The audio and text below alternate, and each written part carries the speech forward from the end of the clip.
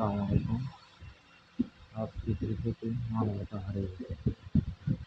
মানবতা বলতে কোনো কিছুই নেই।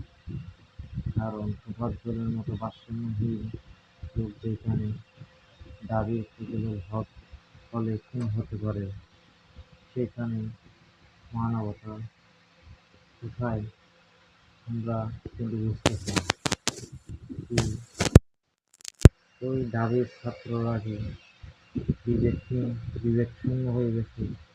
কারোর মনুষ্যত্ব বলতে কিছু ছিল না। হয়তো দু একজনে নির্যাতন করছে, মেনে নিলাম।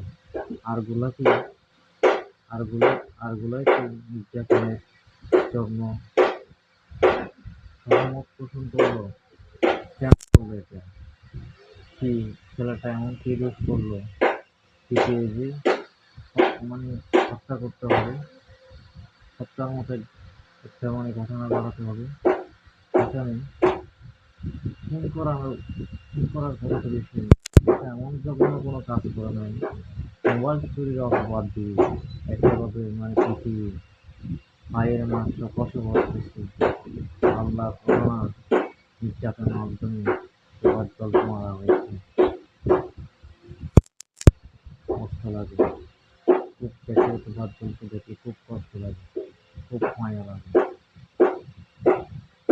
2016 সালে এর বাবা রোড অ্যাক্সিডেন্টে মারা গেছে। ফেসবুক দেখা নিয়ে তোফাজ্জল মানে তখন থেকে ভারসাম্যহীন হয়ে গেছে। এরপরে এর মা মারা গেছে 2019 সালে অসুস্থ হয়ে। পরিবারের বলতে আত্মীয়তা, একজন বড় ভাই ছিল পুলিশের আশায়, ওদের সরকারি চাকরি করতেন। দীর্ঘদিন চাকরি করার ওরা ওরা মাঝখানে অসুস্থ দেখা অসুস্থ হলে চিকিৎসা চিকিৎসাধীন অবস্থায় ক্যান্সার ধরা পড়ে। চিকিৎসাধীন অবস্থায় 2023 সালে থেকে বিদায় নেয়। তখন তোফাজ্জলের ফ্যামিলিতে তোফাজ্জল ছাড়া আর কেউ নেই।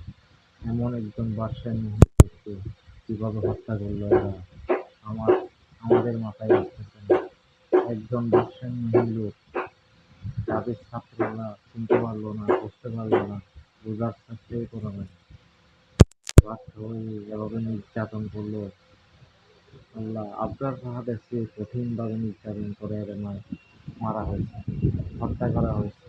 যদি আবরার ফাহাদের যদি সুষ্ঠু বিচার হতো, তোফাজ্জলের মতো ব্যক্তি কোন হতো না। তোফাজ্জলের বিচারের জন্য পুরো বাংলাদেশ আজ প্রশাসন সরকারের কাছে চেয়ে আছে সুষ্ঠু বিচার। পুরো বাংলাদেশ চাই ইনশাল্লাহ সুষ্ঠু বিচার হবে। শীঘ্রই ইনশাল্লাহ সুষ্ঠু বিচার পাবে পুরো বাংলাদেশ।